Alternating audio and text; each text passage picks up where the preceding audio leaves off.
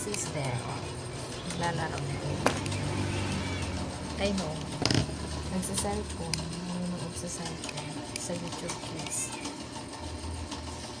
Uy, oh. Matamaan mo yung CCTV, mahulog. Push mo. Yan. Very good. Thank you. Huwag mo apakan ang unan. Ang dinin. Hindi pa matuloy-tuloy. So, this is 30 by 30. 1, 2, 3, 4, 5. 5 piraso yan. Medyo naka-wide angle kasi. Ayan. Bali 40 pieces yung in-order ko. Ang price niya ngayon, pag hindi naka-sale, nasa 1, 2 something. Tapos nakuha ko lang yan ng 693. So, waiting ulit tayo ng ganong price ng sale para maka-avail ulit tayo at madugtungan na natin dyan. Pero, I don't know.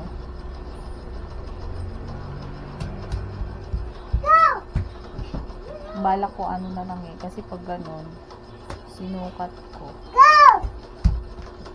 Mamala ka pa sa 20 pieces pa yung dyan. So, iniisip ko baka lang ako 60 by 60. And ito nga sayang parang ayoko na ng white. Ang hirap maglinis, guys. Sa ganyan hindi nyo mahahalata, pero pag sa personal, kulang sa kuskus. Kulang sa kuskus. Yeah. Medyo madumi siya. So, tatanggal naman yan pag pinulasan mo ng basa. Ganyan sitwasyon namin. Meron kami isang foam, ayun, nakadukot. So far, wala nang natutulog dyan sa aming loft. Basta wala nang natutulog dyan. Bumuk na lang dyan. Nakakatawa, daw yan. Ilang steps yan. 1, 2, 3, 4, 5, 6, pang 7 doon. Ang pinaka-top. Then yan, nilagay ko lang yung curtain na yan kasi ang bata nanonood dito ng projector kasi ang TV namin ay nasa kanyang lola. Bali hindi na namin kinuha doon. Bibili na lang tayo pag may budget tayo. Kasi kawawa naman yung lola niya, yun lang ang libangan. No. So, nagbili na lang ako niyang projector para sa Cocomelon and Miss Rachel ng ating batita.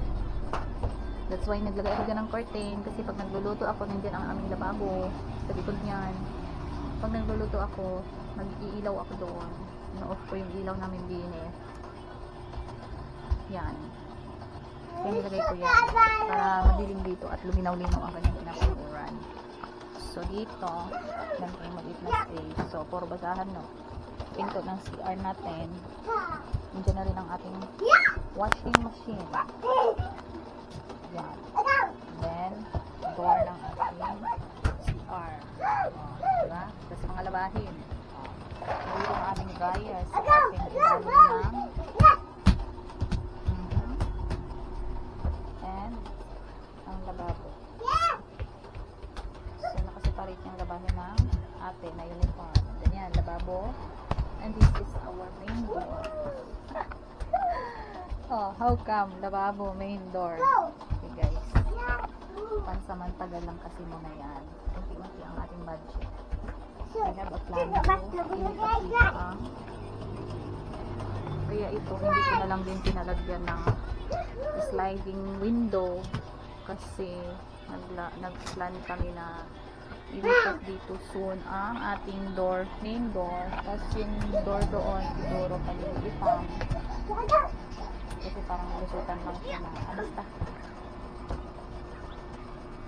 And yan. Ang plan, pag nataas na ang ating bubong.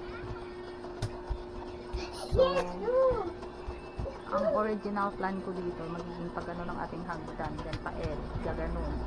Pupunta dito, pagano. Diba yung pag-akyat mong 3 steps, tapos yan, pag-akyat. So, budget na lang ang kulang.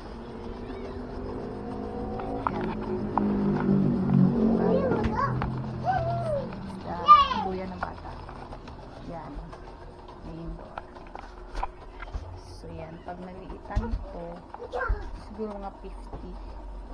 80 kasi ito eh. Mabawasan natin 30 cm.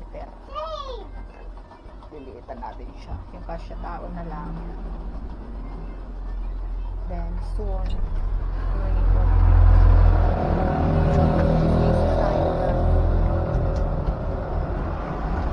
so, magiging, ano naman siya dito, parang, wala siyang pinto. Pero meron siyang ganun, parang ornament lang. Pag naka-extend tayo dyan. Diba? Ganyan tayo yung space. So yan, i-voice over na lang natin ang karugtong ating storytelling. So yan guys, so balibalak namin dito, pag nagka-budget na mag-extend, dyan sa may likod dyan, may muhon dyan, yan. Meron dyan kasi ang muhon. So parang pwede pa tayo mag-extend dyan. Hanggang dyan, pa-square pa halos yan. So yun ay kung maililipat itong main door nila, mother-in-law doon sa kabila. Bali doon natin kami haharap lahat sa kabila. Doon sa paglalagay namin ng main door, tapos sila din doon na din magpipinto. Bali yan, matatakpan na yan at dyan gagawing kwarto. So far kasi, yung kabilang side din yan, yung kadikit namin dito is na doon ang kwarto and dyan ang salas. So pag nailipat, palililipat, pagpapalitin lang, yun na din dyan ang magiging kwarto nila. So ito, ayan, flexing the labab. So, ayan na voice over na ako kasi sobrang ingay talaga. Hindi marinig ang salita ko doon sa kanina.